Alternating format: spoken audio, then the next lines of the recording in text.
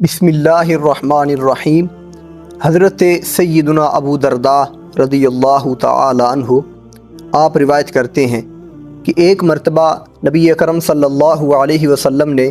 مجھے اس حال میں دیکھا وَأَنَا أَمْشِي أَمَامَ أَبِي بَكْرٍ کہ میں جناب سیدنا ابو بکر صدیق رضی اللہ تعالی عنہ کے آگے آگے چل رہا تھا۔ جب آپ علیہ السلام نے مجھے دیکھا تو فرمایا لِمَ تَمْشِي أَمَامَ مَنْ هُوَ خَيْرٌ مِّنْكَ کہ تم اس شخص سے آگے کیوں چلتے ہو جو تم سے بہتر ہے۔ پھر آپ علیہ السلام نے ارشاد فرمایا إِنَّ أَبَا بَكْرٍ خَيْرٌ مِّمَّنْ طَلَعَتْ عَلَيْهِ الشَّمْسُ أَوْ غَرَبَتْ کہ اے میرے غلاموں یہ سن لو بے شک ابو بکر صدیق رضی اللہ تعالی عنہ روئے زمین پر بسنے والے ان تمام افراد سے بہتر ہے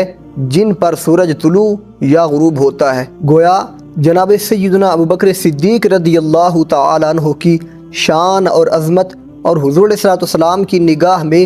مقام یہ تھا کہ آپ علیہ السلام یہ بھی پسند نہیں فرماتے تھے کہ کوئی میرے اس یار غار یا رفیق سفر ہجرت جو ہے اس سے آگے چلے، اور حضور نبی اکرم صلی اللہ علیہ وسلم آپ رضی اللہ عنہ کو تمام صحابہ کرام رضوان اللہ تعالی علیہم اجمعین سے بہتر اور افضل سمجھتے تھے۔ حضرت سیدنا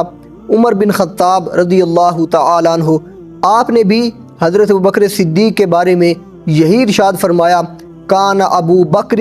احبنا الی رسول اللہ صلی اللہ علیہ وسلم کہ جناب سیدنا ابو بکر صدیق رضی اللہ تعالی عنہ حضور علیہ السلام کو ہم سب سے زیادہ محبوب تھے۔ سب سے زیادہ پیار اور محبت جس سے آپ علیہ السلام فرماتے تھے وہ جناب سیدنا ابو بکر صدیق رضی اللہ تعالی عنہ تھے۔ اسی بنا پر جناب سیدنا عمر فاروق رضی اللہ تعالی عنہ فرماتے ہیں وَكَانَ خَيْرَنَا وَسَيِّدَنَا کہ جناب سیدنا ابو بکر صدیق رضی اللہ تعالی عنہ ہم سب سے یعنی تمام صحابہ کرام رضوان اللہ تعالی علیہم اجمعین سے بہتر اور ہمارے سردار تھے۔ قربان جائیں ان شخصیات کی ایک دوسرے سے محبت سے کہ ان کی نگاہ میں محبوب بھی وہی تھا، ان کی نگاہ میں بہتر بھی وہی تھا اور افضل بھی وہی تھا اور سردار بھی وہی تھا جو حضور علیہ السلام کو سب سے زیادہ محبوب اور پسندیدہ تھا، اور وہ جناب سیدنا ابو بکر صدیق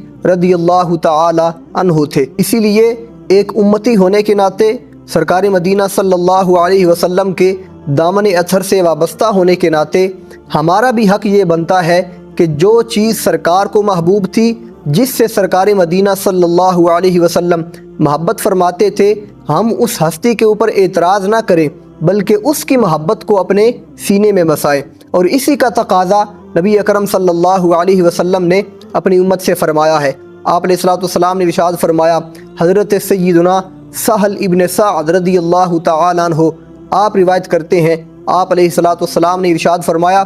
حب ابی بکر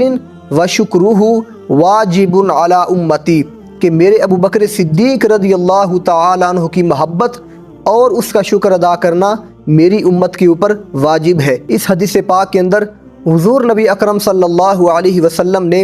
دو چیزوں کا حکم ارشاد فرمایا، ایک آپ رضی اللہ تعالی عنہ کی محبت ہے اور دوسرا آپ کا شکر ادا کرنا۔ اور یہ شکر اور محبت امت کے اوپر کیوں واجب ہے اگر یہ دیکھا جائے تو ہمیں پتہ چلتا ہے کہ اسلام کی یہ جو بلند و بالا عمارت کھڑی ہے یہ حضرت سیدنا ابو بکر صدیق رضی اللہ تعالی عنہ کی مالی اور جانی قربانیوں کی بدولت ہے، اور اگر آپ رضی اللہ تعالی عنہ کی ان قربانیوں کو فراموش کر دیا جائے یا ان کا انکار کر دیا جائے تو وہ ایسے ہی ہے جیسے اسلام کی عمارت کو منہدم کیا جا رہا ہو۔ آپ رضی اللہ تعالی عنہ کے اسلام قبول کرنے سے لے کر آپ کی وفات تک اگر امت آپ کے احسانات کو گننے لگ جائے تو کبھی ان کو شمار نہیں کر سکتی۔ ابتدائی اسلام میں حضور نبی اکرم صلی اللہ علیہ وسلم پر جب کفار ظلم و ستم کرتے تھے تو آپ رضی اللہ تعالی عنہ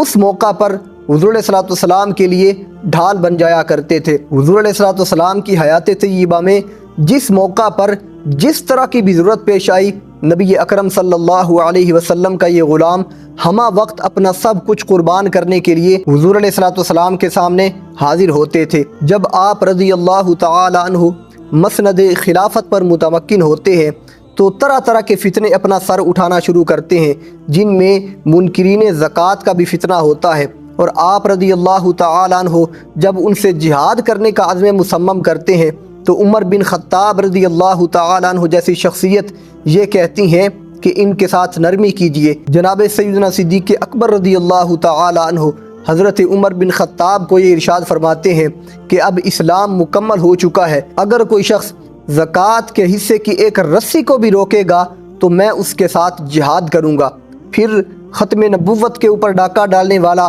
مسیلمہ کذاب،